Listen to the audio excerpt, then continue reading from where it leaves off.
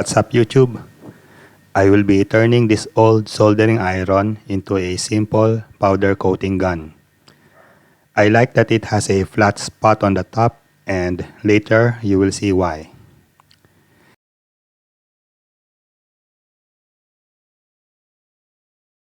I will be needing this bent PVC tube with these matching tube clamps.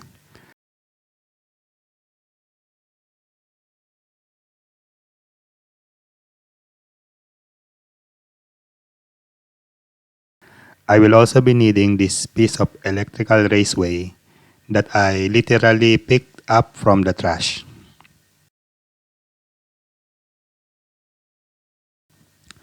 You see, the groove on this raceway fits perfectly to the width of the PVC tube clamp.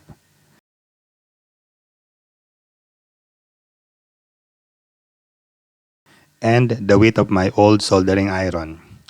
What a coincidence. First, I will need to remove the guts of this soldering iron.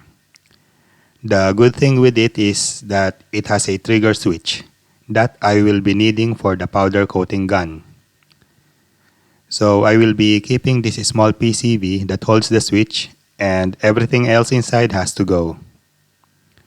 So this is the soldering iron frame, and I will connect the other parts to it this way.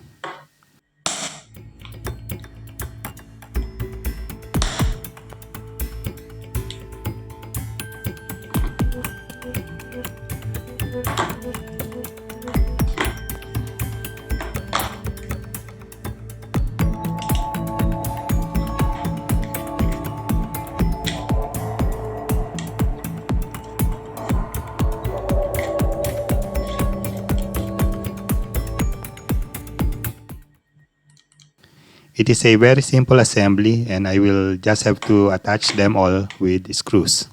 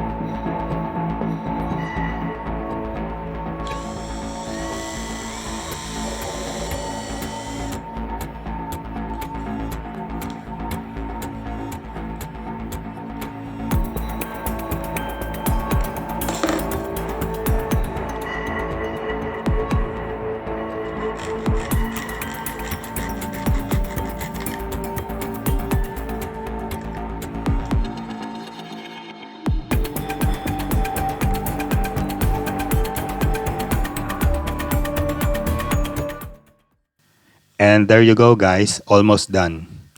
The PVC tube is held by clamps that are bolted to the raceway. The homemade high voltage cascade you saw at the beginning of the video is simply attached with tape and cable ties. Another clamp and a bracket at the bottom holds the PVC tube firmly to the gun frame.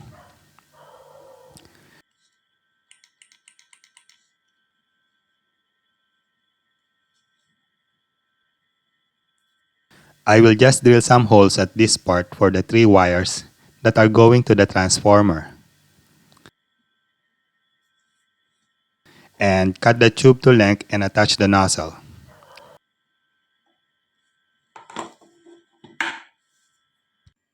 As you have seen from my previous videos, I simply use a soldering iron to slightly enlarge the diameter of the PVC tube. And now the nozzle fits snugly in place.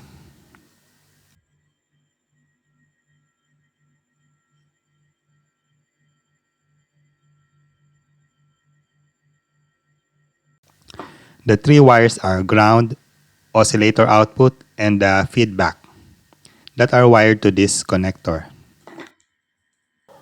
Just like a pistol, the cascade forms the slide that attached to the gun frame, like so. My original idea is to use a plastic toy gun until I saw my old soldering iron.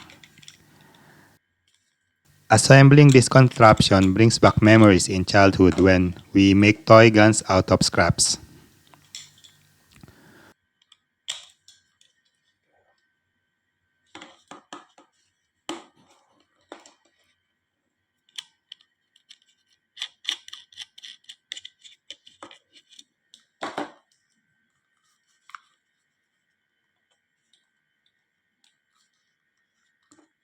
For this build, I will put some resistors in between the output of the cascade and the end electrode.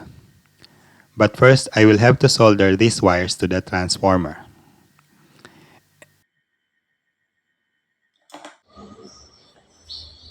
And just like that, we have a powder coating gun.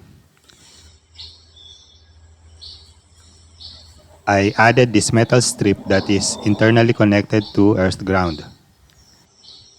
And these are 4 pieces of 1 mega ohm resistors in series that I simply covered in candle wax. I covered the wires with hot glue to prevent stray corona discharge.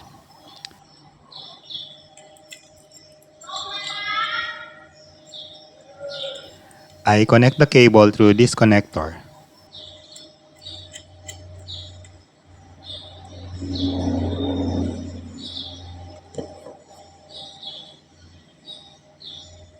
And connect this soft garden hose to the PVC tube.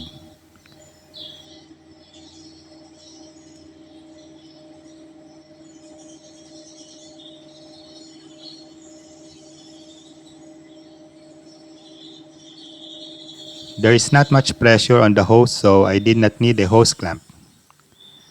The end of the hose connects to my powder pump. This is my external air regulator manifold for the powder pump. It has two 12-volt solenoid valves controlled from my power supply unit. The back of the unit has the AC power cord, the cable to the gun, and this very important ground terminal.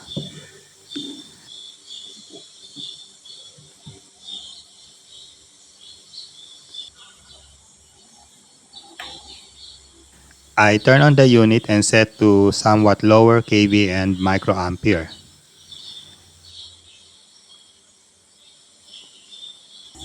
Now, just for testing, I will try to coat this spray can.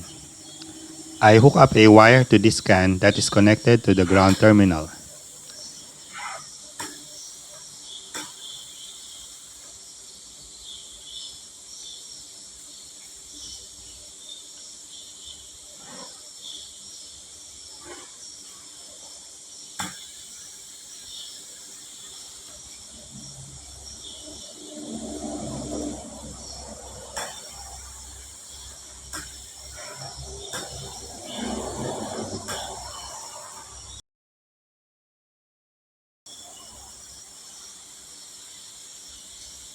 And there you go, works like a charm. These crevices are normally be Faraday cages, but you can see that we achieve full coverage.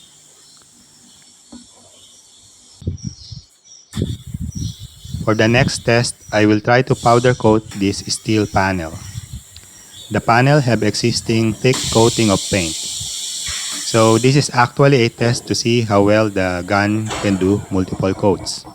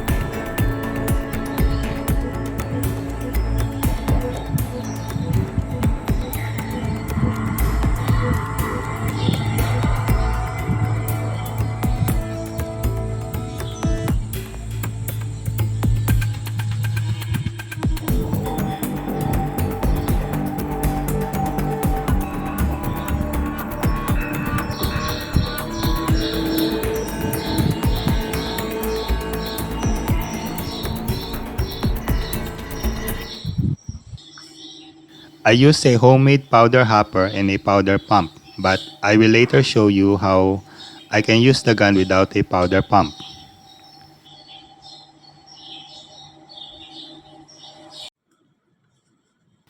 This is just an ordinary plastic bottle with an air hose inserted inside. I simply used hot glue to seal the air hose and keep it in place.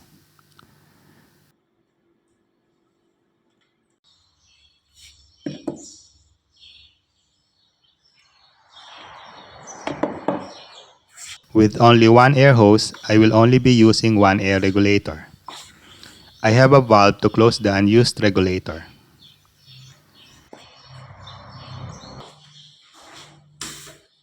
With this simple powder hopper setup, we can powder coat even without a powder pump. But with this setup, you need to shake the gun from time to time to get a consistent powder flow. But it works fine nevertheless.